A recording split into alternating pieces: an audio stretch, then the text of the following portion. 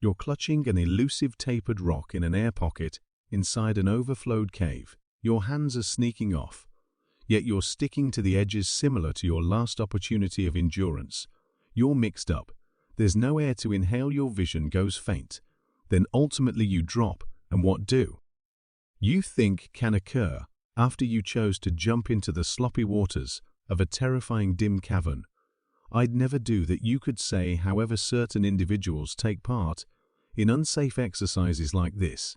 They get their portion of adrenaline while investigating submerged passages and limited limitations. Yet this may be the last thing they'll feel in their life. So what precisely can kill you during cave jumping? A catfish, simply a Goliath catfish, says consistently. Watcher circumspection is encouraged. In 1992, in the waters of Scratchjack Cave situated in Moran Province, Tennessee, a man named David Gant saw a monster fish. He hit it with a lance, yet albeit injured, the fish swam off into the obscurity. Then David chose to track down his prize, whatever the expense, yet for this he needed to jump significantly more profound into the cavern's waters, despite the fact that he was at that point in a prohibited region. Since 1980, Nityak has been under the security of the Tennessee Valley Authority. It's liable for the well-being of jeopardized Indiana bats that transform the surrender to their home, so the cavern passageways were hindered with a wall. This didn't stop David, however, and after a short time, he and his companion entered its passages again. The cavern is huge. Within the normal roof level in Scratchjack Cave is something like 193 m. In particular, it turned out to be to some extent overwhelmed after, in 1967, a dam was worked there. That is the reason when David and his companion entered the cavern, they were jeopardizing the bats as well as themselves. Yet the two companions concocted an arrangement that they thought circumvented the principles.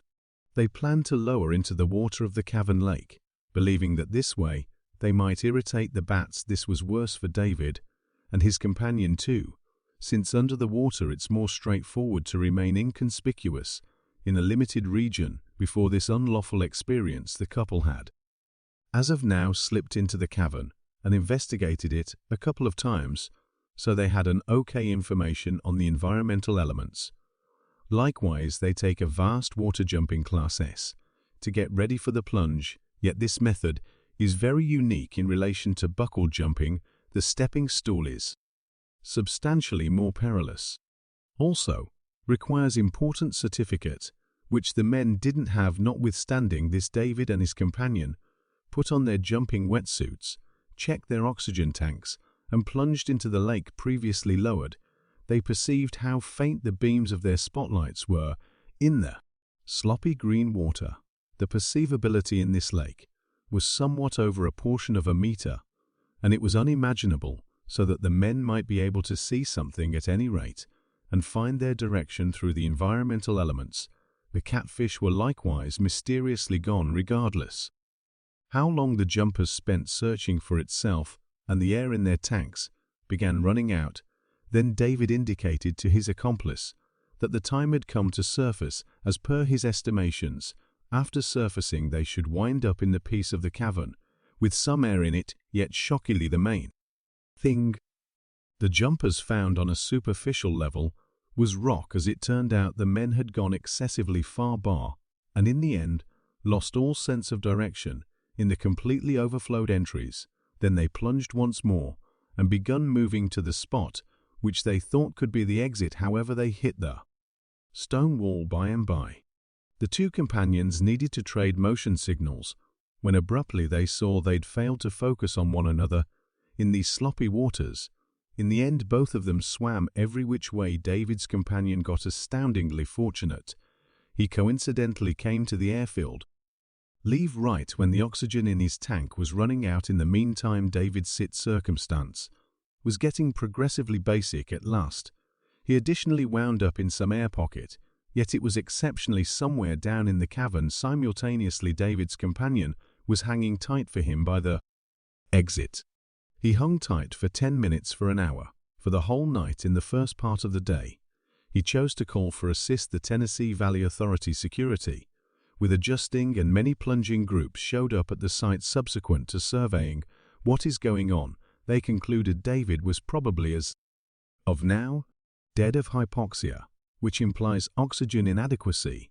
So the heroes were certain their undertaking was to find the dead body, yet this errand additionally ended up being out of their reach, since none of the jumpers present had cave plunging confirmation. Salvage groups with farmed experts would not enter Scratchjack Cave, since it was too dangerous, given the way that David was, in all likelihood, currently dead.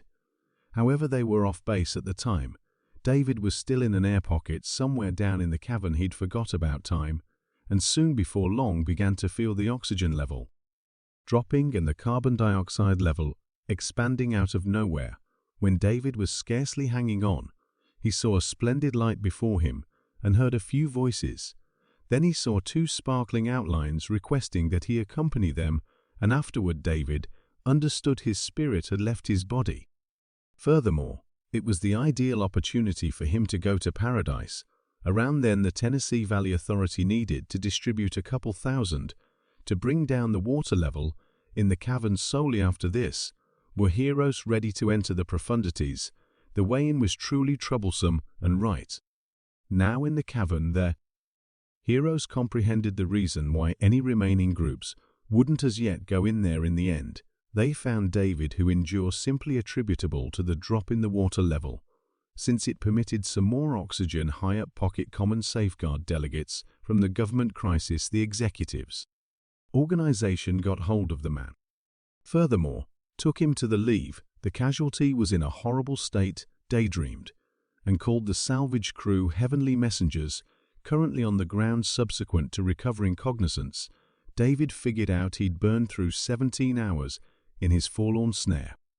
However, in spite of the fact that everything was okay in the end, we should recollect that one miscreant fixated on a monster catfish might have harmed his companion, and the heroes is an impulse like this worth the effort, particularly since most stories like this don't get a cheerful closure. David was colossally fortunate that his companion figured out how to escape the cavern, and in for heroes about the occurrence. Yet there were situations when there was nobody to help the daredevils, and they kicked the bucket before help could show up. In such sad circumstances, you can consider what truly happened to the casualties. For instance, in August of 2005 in Utah, the salvage group found the collections of 2 men and 2 ladies in a restricted submerged burrow between 2 caverns in no time. Flat stroll from the old Seven Pinnacles Green. A few nearby understudies call these passages Gollum's Cavern, or the Cavern of Death. Yet little is had some significant awareness of them, so the police needed to follow back the occasions to comprehend what had befallen the casualties. To begin with, the departed were distinguished. Their names were J. Blake Donor, Jennifer Lynn Galbraith, Scott MacDonald, and aerial vocalist. Subsequent to addressing their families and contrasting their declaration and what the salvage crew found in the cavern, the police had the option to some degree reproduce that day's occasions. It worked out that the 4 companions had chosen to have a good time investigating the unpleasant neighborhood burrows. Individually, they slithered into the rough opening of the cavern. Furthermore, continued into the profundities. Once inside, they likely strolled the wet, tricky way. Prior to arriving at an opening in the ground, it prompted a submerged passage roughly 4 and 1/2 m long, which opened into one more cavern. As per individuals who've proactively been there, the water in the passage is unquestionably cool. It's likewise exceptionally simple to get bewildered and begin terrifying, as it's a restricted and dull space face. Yet that didn't irritate the youthful, experienced searchers. What's more, they chose to make a plunge. The gathering individuals likely were so sure, in light of the fact that they had some awareness of the rope that spread over the passage. It had been introduced there to assist pilgrims with going through securely. One of its finishes was folded over a stone by the entrance, and the other one was joined to a sign in the subsequent cavern. However, on the off chance that you lose the rope under the water, the peril increments, since a jumper can begin to overreact while searching for it, blending the residue from the base, which will turn the straightforward water sloppy in a brief moment. It appears as though something of the sort happened to the departed. They were reasonable, wanting to fill their urns with air plunge and swim through the passage, quick, yet something turned out badly. The principal body, which had a place with a young lady, was found.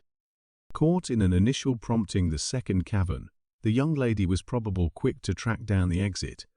However, got stuck, hindering the way for the rest time was elapsing, and it became difficult to hang on without air. In the end, each of the 4 jumpers suffocated and passed on. Another of the leftover 3 bodies was found at the lower part of the passage. Also, the other 2 were drifting in the water. The most over-the-top horrendous truth in this story was that the jumpers were wearing shoes, and the 2 men were shirtless, with just their shorts on. This implies they had not particular plunging ensembles, not to mention oxygen tanks. They got no opportunity of endurance at all.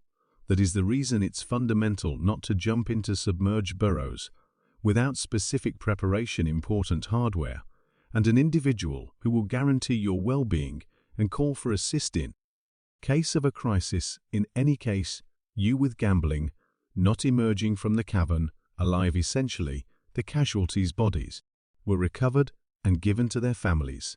Yet, assuming you're into cave jumping, you risk remaining in the overwhelmed burrows perpetually. In 1974, Roger Soler and his companion Martin Farr went to Huguenot Cavern, situated in Grange, extraordinary England. Its investigation began back in 1949, and after 8 years, individuals from the Hera for Buckling Club broke the stone hindering the entry to the primary piece of the cavern. From that point forward, it's become simpler to get into the cavern, and jumpers went increasingly far into burrows. Roger was viewed as extraordinary England's best jumper, was additionally one of them. He performed endless submersions in different spots, including Yorkshire, South Grange, and Ireland. It wasn't his most memorable time in Huguenot Cave, either, in light of the fact that he'd proactively jumped into it and arrived at the most far-off point where the past pioneer had halted. Separated from that, he found a huge section driving into the murkiness. As per Martin, it was a passage each speleologist longed for finding. Unfortunately, he couldn't proceed with his investigation, as there wasn't sufficient air in that frame of mind right now. That is the reason he chose to return there again with a companion. So on Saturday, June 15th, he and Martin returned to the cavern and began checking all that they required for the jump: 3 air tanks for every one of them, unique shoes, and 2 reels of fishing line to prepare without getting lost. Roger went in first, and Martin followed him. The investigation was going well, yet when the jumpers arrived at the 4th sump in the cavern, they faced issues. Roger couldn't hold progressing because of a migraine, yet being an accomplished jumper, he promptly comprehended what was happening. The uneasiness gathered in his paranasal sinuses. They are air-filled cavities in the skull bones associated with the nasal hole. They frequently misbehave during profound plunges as the strain applied on new increments under the water.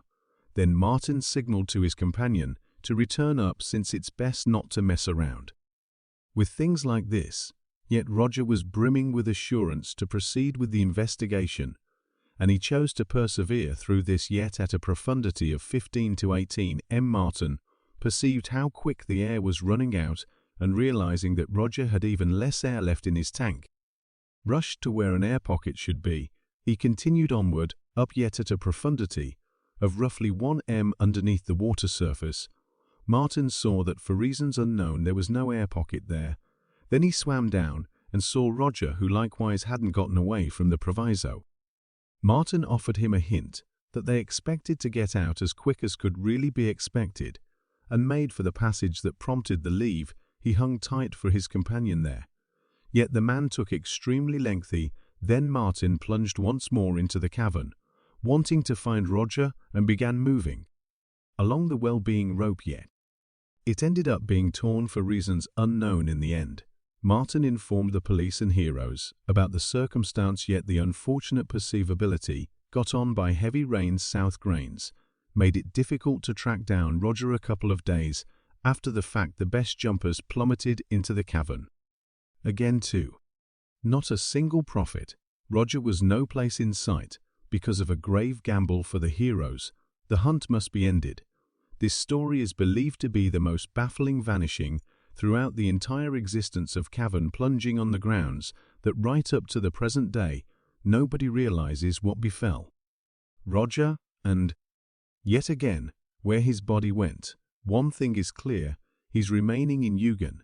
UW always. This shows that it's never worth the effort to overlook your state of being, regardless of whether you're very nearly an extraordinary revelation, since it might all lose its significance, eventually. So, in some cases, forsaking a dangerous stunt before beginning isn't the most exceedingly terrible accessible choice. Jumpers from everywhere the world fantasy about coming to Laguna El Dudu in Cabrera, since it's one of the most outstanding nature locales of the Dominican Republic. Here in a far-off waterfront region, you can find the submerged labyrinths. It's difficult for the best jumpers. That is the reason in 2019 two expert jumpers from Italy, Carlos Besa and Carlos Barbia, chose to plunge into them too, subsequent to jumping and going through a couple of thin sections that men saw mind-boggling excellence just before their eyes. The Goliath burrow was loaded with rough segment stalagmites and cave rock formations.